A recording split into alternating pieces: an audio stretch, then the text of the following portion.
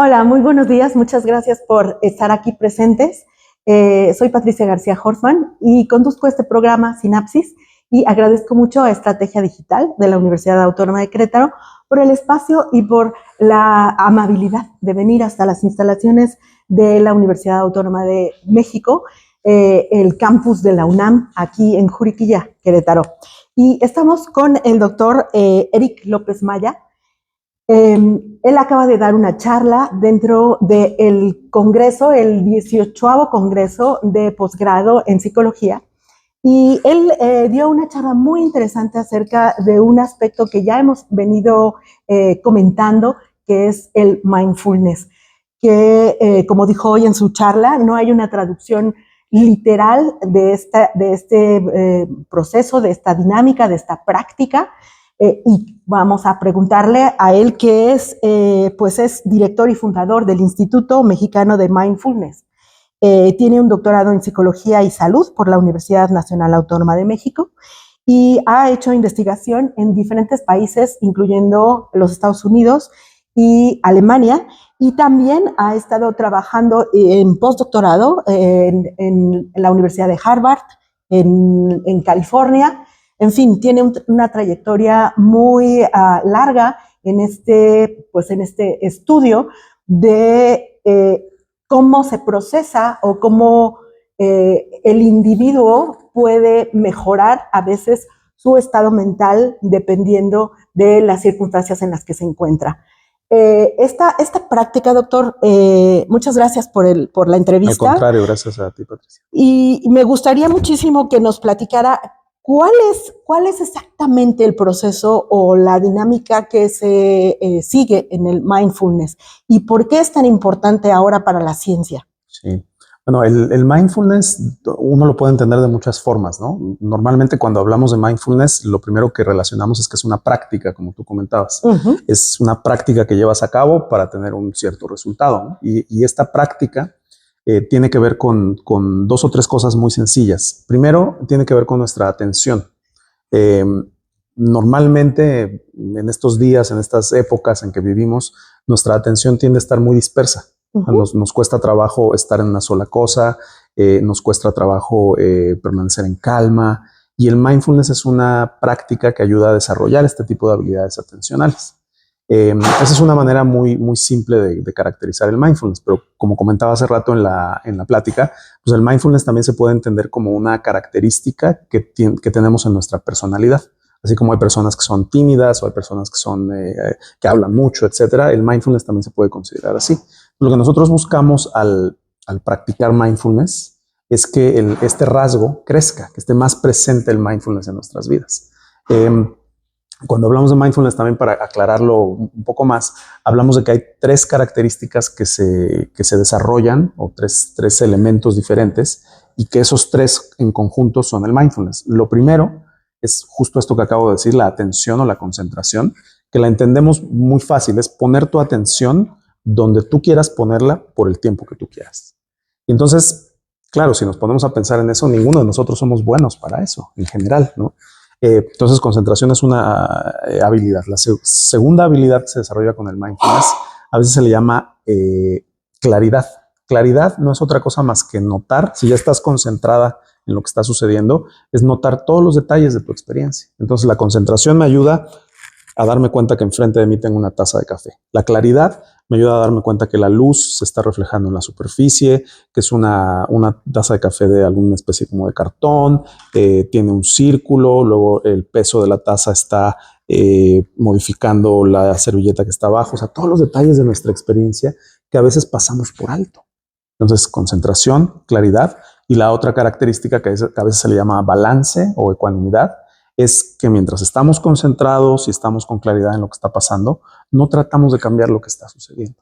Normalmente lo que pasa si tenemos una incomodidad o si no nos la estamos pasando bien es que tratamos de cambiar, reaccionamos en automático. Entonces a veces esa reacción en automático nos acaba generando más problemas que si solamente estuviéramos presentes con lo que sucede. La taza de café simplemente es un ejemplo. Y en ese sentido, ¿para qué nos serviría este tipo de práctica? Sabemos que es una práctica milenaria, viene desde, pues quizás de la parte de la meditación, en términos de tratar de controlar nuestros pensamientos, quizás también.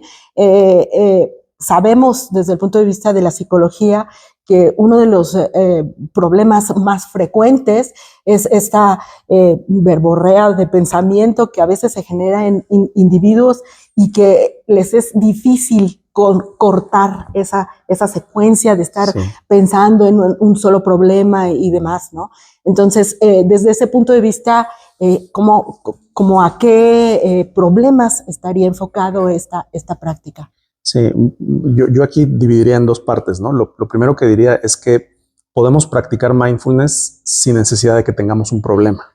Okay. Es decir, podemos tener una vida relativamente normal. No creo que haya alguien que tenga una vida 100% normal. Eso no existe, relativamente normal.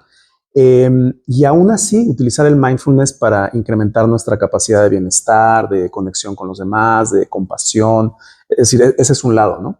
Y el otro lado, que yo creo que también es importante, como tú mencionas, es cuando hay algo que no está funcionando bien en nuestras vidas, ¿no? Puede ser algún trastorno psicológico, puede ser algún problema de aprendizaje. Hay muchísimas cosas donde puede funcionar el mindfulness. Entonces, no es necesario tener un problema para practicar mindfulness. De hecho, esta noción de practicar mindfulness para cuando tenemos un problema es una noción relativamente nueva.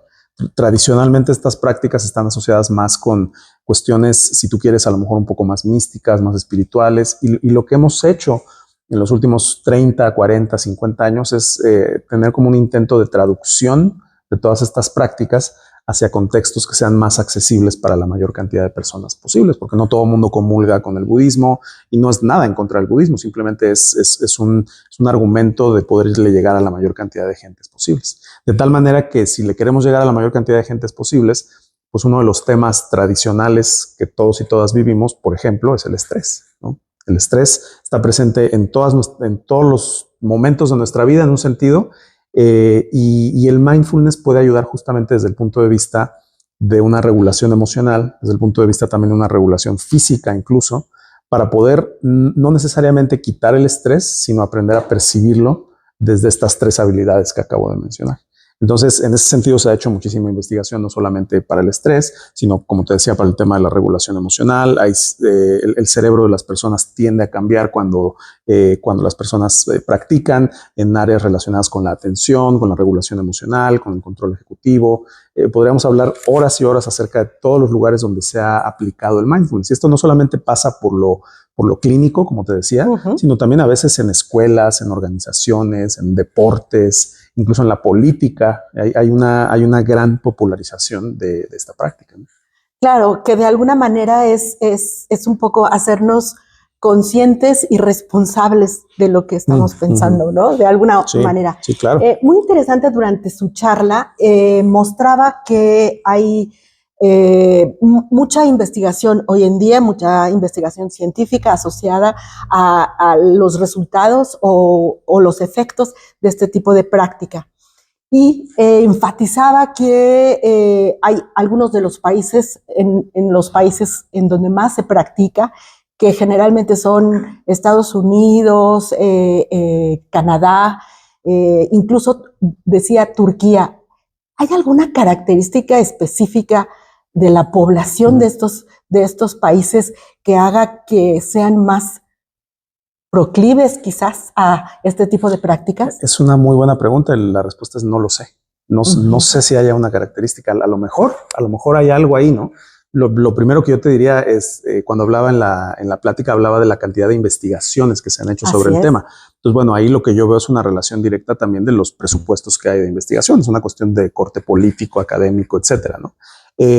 Porque yo creo que en Latinoamérica, en México, etcétera, si pensamos en el mindfulness como una práctica que nos ayuda a estar más conectados con las demás personas, con lo que nos rodea, nosotros sí tenemos una tradición, no es que no tengamos esas características, ¿no? Entonces, en términos de investigación, yo creo que tiene mucho que ver con eso. Y otra cosa que yo diría que creo que también es importante en estos ambientes académicos es hacer énfasis, por lo menos desde mi punto de vista, desde mi experiencia, que si queremos hablar del mindfulness en academia y a nivel universitario, etcétera, tenemos que hacerlo desde una perspectiva de evidencia científica. Por supuesto, claro. Yo he escuchado desgraciadamente a personas que están metidas en el mindfulness y dicen, pues yo creo que la investigación no sirve para nada, ¿no? Y es gente que pues son investigadores y a mí me sorprendió mucho cuando me lo dijeron. Yo creo que realmente hay un peso específico importante en la generación de conocimiento, no solamente, como decía en la plática, por la generación misma del conocimiento, sino también porque el impacto social que nosotros podemos crear y la accesibilidad que podemos darle a la mayor cantidad de gente parte de la base de la investigación, porque la investigación luego se vacía a políticas públicas, luego se vacía a programas más grandes. O sea, hay un efecto compuesto, ¿no? Cuando se da esto desde mi punto de vista. Sí, desde el área de la divulgación de la ciencia es muy importante, claro, muy importante compartir con la población información que tiene sustento científico, porque de otra manera caeríamos en esta práctica que cualquier cosa puede servir para cualquier cosa, ¿no? Y tenemos uno de estos mitos muy importantes que generalmente pues le hacemos caso, que son los mitos de que existen estas cosas mágicas que pueden influir en nosotros, ¿no? Y quizás a lo mejor esto podría también ser un objeto de, pues, quizás de mejora sin tener esa evidencia científica que lo respalde. Sí, yo creo que es importante la perspectiva de divulgación y si hubiera magia, pues la podríamos medir, ¿no? Entonces, yo creo que el punto aquí tampoco es hacer apología de la ciencia sin ton ni son. O sea, creo que la perspectiva científica ciertamente es muy importante, pero yo creo que también en la medida en que esa base científica sea fuerte, también la profesionalización de las personas que van a ofrecer esto a las personas va a seguir siendo más fuerte. Y ahí sí me regresaría yo al ejemplo de los demás países. O sea, el modelo gracias al cual se ha vuelto tan popular el mindfulness, y esto está bien reconocido en estos ámbitos, pues parte de la base de que hay un sustento sólido de investigación. Y esto es cierto en otras intervenciones también. Claro, ciertamente dentro del área de psicología hay muchas cosas que son difícilmente medibles, y los efectos de el bienestar o el sentirse mejor o el sentirse más feliz pueden a veces pues tener dudas sobre estos procesos, y yo creo que esto sí es muy importante en ese aspecto. Es un verdadero placer tenerlo por acá con nosotros. Contrario, gracias. Dentro de la charla también presentó una serie de datos en población mexicana, de algunas de las características de aquellas personas que practican pues no sé cómo poder decir, la práctica, tal vez. Pues sí, practican, sí. Pero bueno, practican esta atención plena, ¿no? Y hay un dato que me pareció curioso, es que hay diferencias entre el sexo. Es decir, las mujeres son más propensas o tienen mayor facilidad para hacer meditación que los hombres. ¿Qué nos diste este dato? También es otra buena pregunta ante la cual no tengo una respuesta. Tengo mis propias especulaciones que no necesariamente son ciertas, ¿no? Pienso yo, sin meterme en estos terrenos escabrosos de género, que en términos generales, culturalmente, las mujeres tienen mucha más afinidad y mucha más, ¿cómo lo puedo decir? Tienen mucha más afinidad y tienen una habilidad mucho más desarrollada para hacer contacto con sus propias emociones, para hablar acerca de lo que les sucede, para tener una cierta introspección. Y los hombres, yo creo en gran parte por mandatos culturales, a veces no tenemos tanto esa capacidad. Y a mí me parece que eso es un factor que afecta muchísimo el por qué a veces las mujeres se acercan más a esto, ¿no?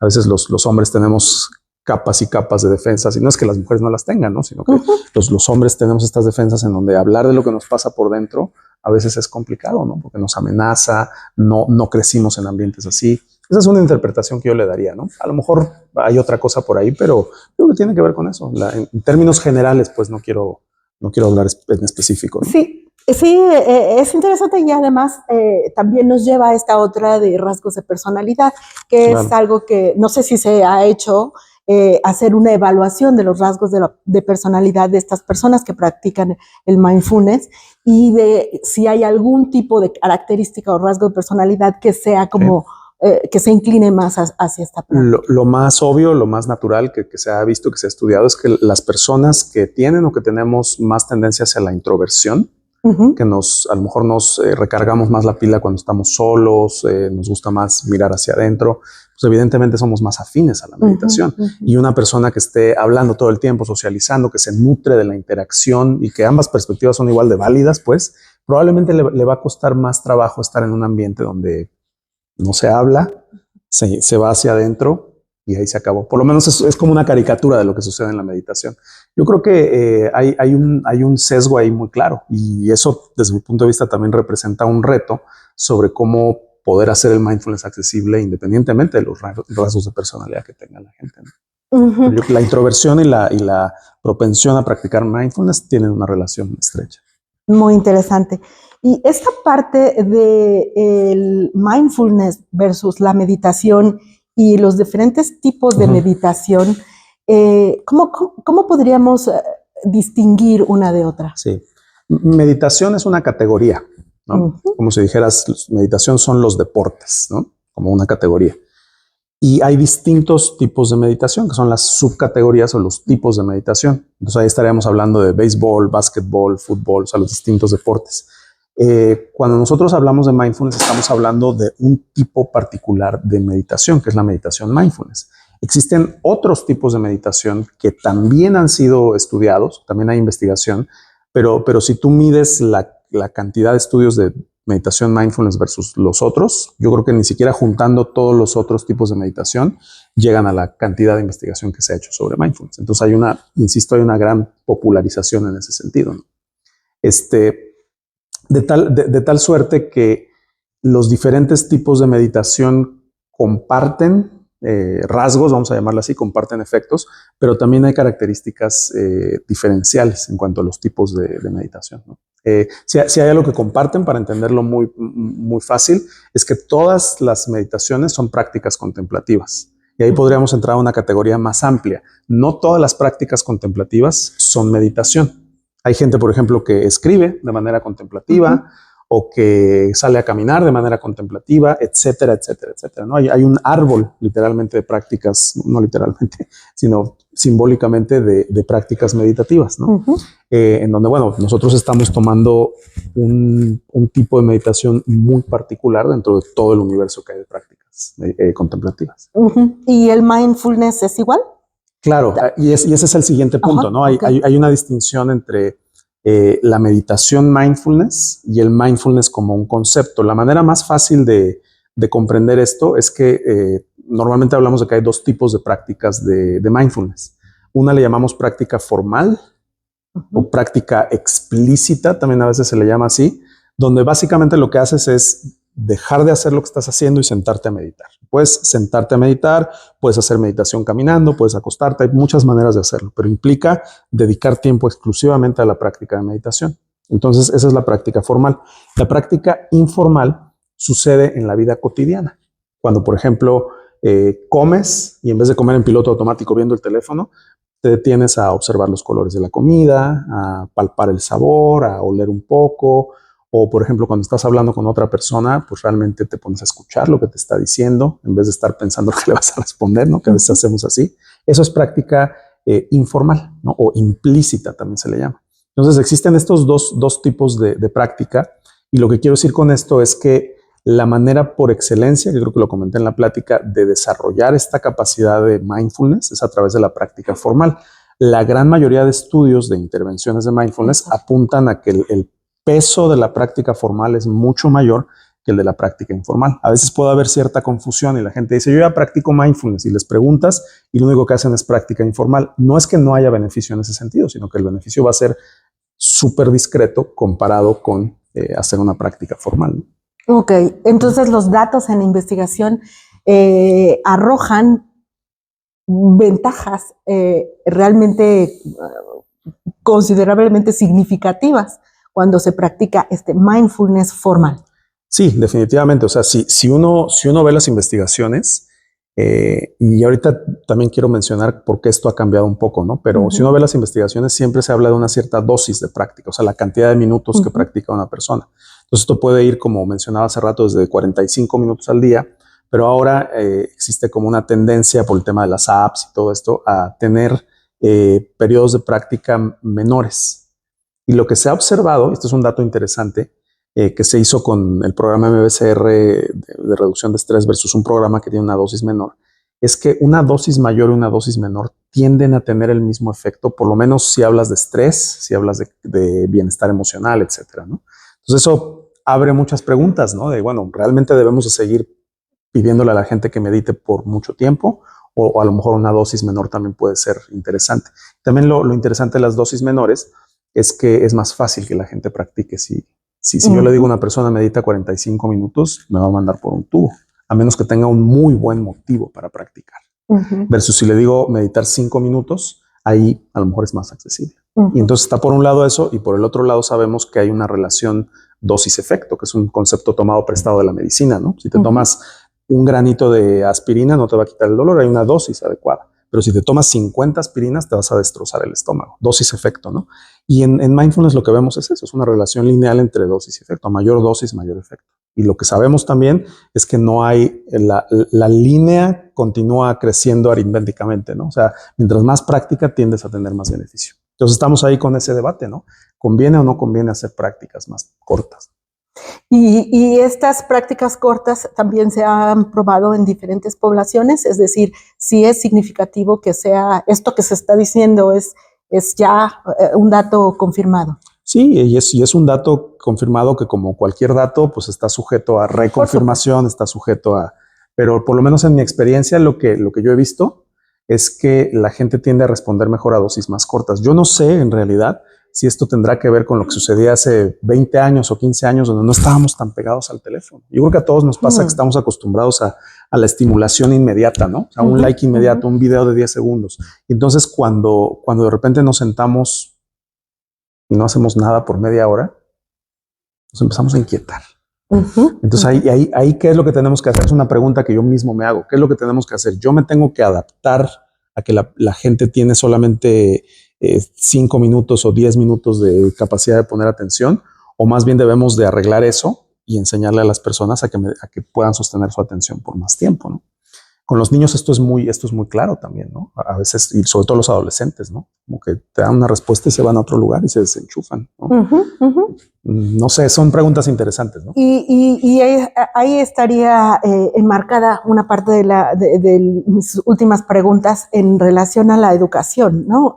¿Cómo se ha estudiado la posibilidad de incluirlas en, pues, simplemente en nuestra educación básica, en donde tenemos un rezago en México de 60% de problemas de aprendizaje específicamente asociados, por ejemplo, a la lectoescritura, en donde la atención es uno de los factores primordiales. Sí. Bueno, el tema de la educación es muy interesante porque también hay una moda, ¿no? En el tema de la educación, en donde se ha empezado a hacer más énfasis en el desarrollo de todas estas habilidades socioemocionales, ¿no? Como los niños pueden ser más prosociales, pueden ser más empáticos, más compasivos, etcétera, etcétera. Y en realidad este término de aprendizaje socioemocional es viejo, es de los años 70, no es nada nuevo. En donde mindfulness se ha propuesto que juega un rol, ¿no? La práctica de mindfulness puede ayudar a desarrollar estas habilidades mal llamadas blandas, ¿no? Como si no fueran tan importantes por ser blandas, ¿no? Y creo que nosotros sabemos como adultos, por lo menos esa ha sido mi experiencia, que para poder tener éxito en el trabajo, para poder desempeñarte de buena forma en tu trabajo, el tener conocimiento técnico no es suficiente. Así es. Gran parte de lo que hacemos en el trabajo, lo que sea que hagamos, es relacionarnos con otras personas. Así es. Y claro, también en el salón de clases a veces se dice, pon atención, pero nunca nos enseñaron. A mí por lo menos nunca me enseñaron cómo poner atención. Entonces, si es tan importante poner atención, ¿por qué no desarrollar esa habilidad?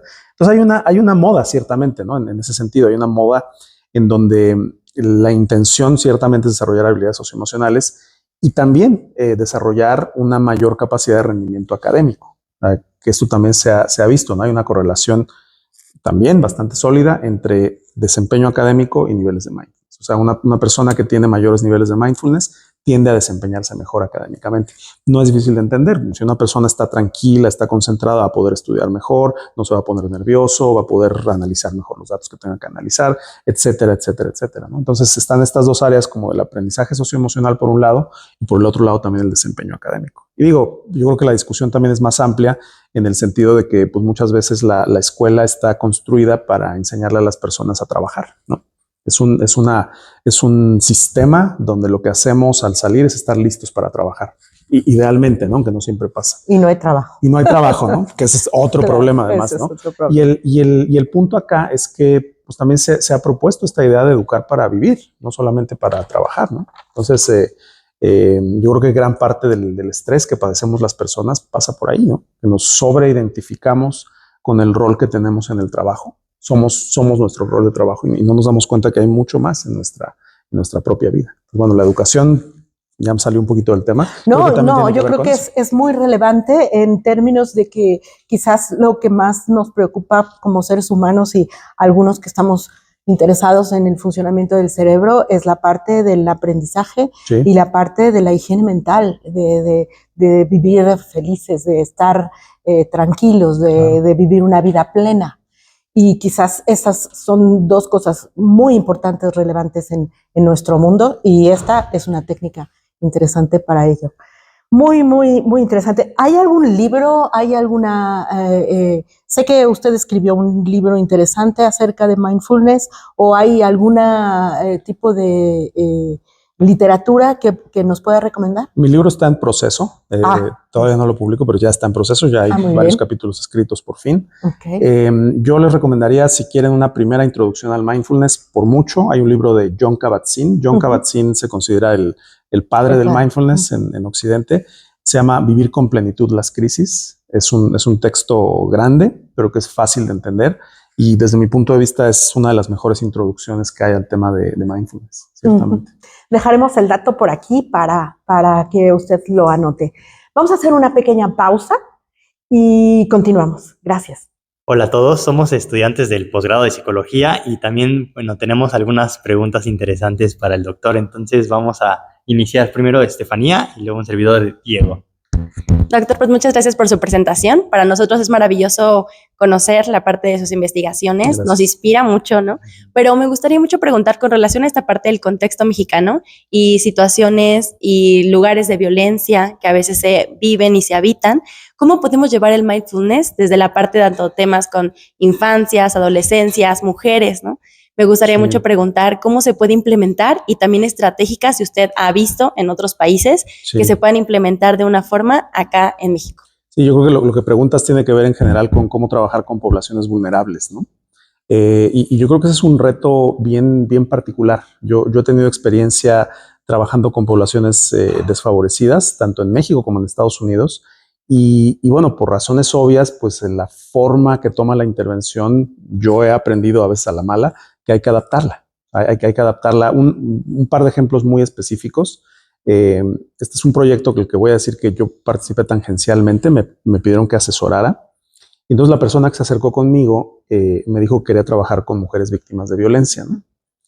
Y me expresó su preocupación. Su preocupación era que, bueno, decía ella, si yo pongo a mujeres víctimas de violencia a meditar y a relajarse y a aceptar las cosas como son, entonces, pues, ¿dónde va a quedar la acción efectiva que tiene que hacerse contra la violencia, ¿no? Porque a veces lo que toca hacer, pues, es tomar acciones decisivas, tomar decisiones, ¿no? Entonces, creo que esta persona lo entendió muy bien, ¿no? Bueno, probablemente el mindfulness en esas circunstancias no sea la primera línea de acción que se deba de tomar. A lo mejor tiene que haber otro tipo de entrenamiento, involucrar otro tipo de personajes, ¿no? en esta intervención. Y de ahí el mindfulness puede ser un coadyuvante para ayudar al manejo emocional, para ayudar a tener mayor tranquilidad, pero siempre bajo la base de que hay un escalón más arriba que se tiene que tratar en el caso de la violencia, o en el caso, por ejemplo, de poblaciones desfavorecidas económicamente, pues también está el mismo tema, ¿no? Que este es un gran debate y una gran crítica que se le ha hecho al mindfulness, que bueno, esta es una práctica exclusiva, como lo decía en la presentación, de personas que tienen el tiempo para hacerlo. Y por definición, si tienes tiempo para hacerlo, quiere decir que en términos generales, la situación económica es más o menos desahogada. Entonces, ¿qué hay de una persona? Este es un problema real, que pues, no trabaja de 9 a 5, sino que trabaja de 9 a 2 y luego de 3 a 9 y luego de 9 a 12. ¿A qué hora le vamos a poner a practicar, ¿no? Ahí es donde entra justamente este tema de la dosis de práctica, por un lado. Y por el otro lado también hay que ver cuál es el origen del estrés que tiene la persona. Entonces, las prácticas de mindfulness siempre apuntan, por definición, aunque esto poco a poco ha ido cambiando, a que el problema del estrés, por hablar de un tema en específico del estrés, está centrado únicamente en el individuo. O sea, si tú tienes estrés es porque no te estás tomando las cosas con calma, por ponerlo de una manera muy general. Sí. Y entonces creo que no es difícil de ver que esa es una perspectiva muy limitada, porque no toma en cuenta los factores ambientales que a veces generan o exacerban incluso ese estrés. Una persona que vive en situación de pobreza, pues no necesariamente está estresada porque no se toma las cosas con calma, sino que está estresado porque no tiene dinero para pagar sus cuentas. Entonces el problema de fondo es ese. Yo te diría que en el caso de trabajar con poblaciones desfavorecidas, desde mi perspectiva, el mindfulness tiene que tener muy claro, o la práctica de mindfulness tiene que tener muy claro cuál es el rango de efecto que puede tener en las personas. No es que no sirva, sino que hay un rango distinto, tal cual. Muy bien, y bueno, yo tengo otra pregunta. Yo estuve hasta el año pasado en Japón, ¿no? Entonces, ahí hablan sobre este tema, bueno, los budistas, sobre el desapego, sobre la parte de la autocompasión.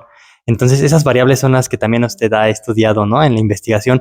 Y a mí me gustaría un poco que nos las pudiera explicar, porque, bueno, no estamos como muy en constante así acercamiento, ¿no? Otras variables como el estrés, la ansiedad, la depresión, somos como más conocedores de eso, pero de estas variables que digamos vienen de estas prácticas budistas orientales, ¿cómo podría definirlas? ¿Y qué relación hay con el mindfulness? Sí, me da risa porque ahorita lo voy a verbalizar, pero yo creo que nosotros, en particular los mexicanos, los latinos en general, no es que estos conceptos de desapego, de compasión, nos resulten extraños. De hecho, yo argumentaría que nosotros los tenemos más cerca que otras culturas. ¿A qué me refiero con esto? Pienso, por ejemplo, en la compasión. La definición tradicional de la compasión es la respuesta que nosotros tenemos ante contemplar el sufrimiento ajeno o el propio con esta intención de querer aliviar ese sufrimiento. Es una definición muy simple de compasión, ¿no? Si a mí me preguntan, y yo creo que ustedes van a estar de acuerdo conmigo, yo creo que en México y en Latinoamérica este rasgo lo tenemos más que presente. Siempre invitamos a un amigo que tiene problemas, al familiar que no puede, que no tiene dinero, le prestamos, siempre está nuestra casa abierta. Tu casa es mi casa. Tu casa es mi casa, todo este tipo de cosas, y que simplemente lo que falta es justo adaptar culturalmente y decir, oigan, aquí ya tenemos compasión. Sí, ¿no? Y también hay como, yo diría que hay como un colonialismo de intervenciones, ¿no? Es como viene desde afuera la intervención de compasión, pero no nos preguntamos si nosotros ya somos compasivos por naturaleza, ¿no? Entonces yo diría que no es que nos resulte tan poco familiar, sino que hay una diferencia en las definiciones, ¿no? Y en las conceptualizaciones. El desapego, esa es la razón por la que me estaba riendo ahorita. Nosotros lo tenemos en México y disculpen a la audiencia que va a ver esto, pero a veces decimos, ay, me vale madres. Ahí, digo, sonará broma, pero hay una parte de como de zafarnos un poco de la reacción emocional que nos puede generar un estresor, ¿no? Y eso es parte de la definición de desapego. Lo que cambia es el nombre, ¿me explico? Claro. La forma. La forma. Y eso no quiere decir, pues obviamente que no nos beneficiemos de todas estas prácticas o que no podamos medir estas variables. De hecho, parte de la base del origen filosófico, religioso de todas estas prácticas, parte de que nuestra mente, nuestro corazón, nuestras emociones pueden generar sufrimiento y felicidad, o cualquiera de las dos, independientemente de las condiciones. O sea, nuestra mente tiene ciertas cualidades que son universales, independientemente de la cultura. Entonces, lo que yo argumento es que esto es cierto, pero también es cierto que las diferencias culturales valen, como estábamos platicando ahorita. Entonces ahí el trabajo pues es, yo diría idealmente hacer una síntesis entre ambas. ¿Cómo podemos cómo podemos abrazar esta noción de que el sufrimiento, el bienestar también es universal? Las personas, independientemente de la cultura, tendemos a apreciar las mismas cosas, tendemos a valorar lo mismo, pero a veces vivimos en condiciones diferentes. Entonces ahí es donde está el reto, ¿no? Yo no digo tener una respuesta, ¿no? Simplemente planteo la pregunta. Bueno, muchas gracias, doctor. Muchas gracias por permitirnos a nosotros como estudiantes también aprender de usted y también poder preguntarle. Con mucho gusto. Pues, doctor Eric López Maya, es un placer haberlo tenido aquí en el programa y pues agradezco muchísimo a la Universidad Autónoma de Querétaro por pues el apoyo que da a la divulgación de la ciencia y pues esperamos tenerlo nuevamente en casa en algún momento en el futuro. ¿Usted radica aquí? No, ahorita radico en Estados Unidos. Sí. Así que lo estaremos invitando posteriormente a que venga y quizás a lo mejor a dar uno de estos cursos. ¿Sus cursos son en línea? Algunos son en línea y otros son presenciales, sí. Tenemos de las dos. Bueno, pues si usted está interesado y quisiera tomar un curso en línea con el doctor López Maya, ¿podemos tener algún dato de contacto? Claro, la mejor forma es el sitio web Mindfulness, mindfulness, mindfulness.org.mx. Ahí pueden encontrar toda la información y gracias por permitirme hacer comercial. No, al contrario. Muchísimas gracias a todos ustedes y dejamos la información aquí abajo para que usted la tenga siempre a la mano. Gracias. Soy Patricia García Horstman. Que tenga usted un lindo fin de semana.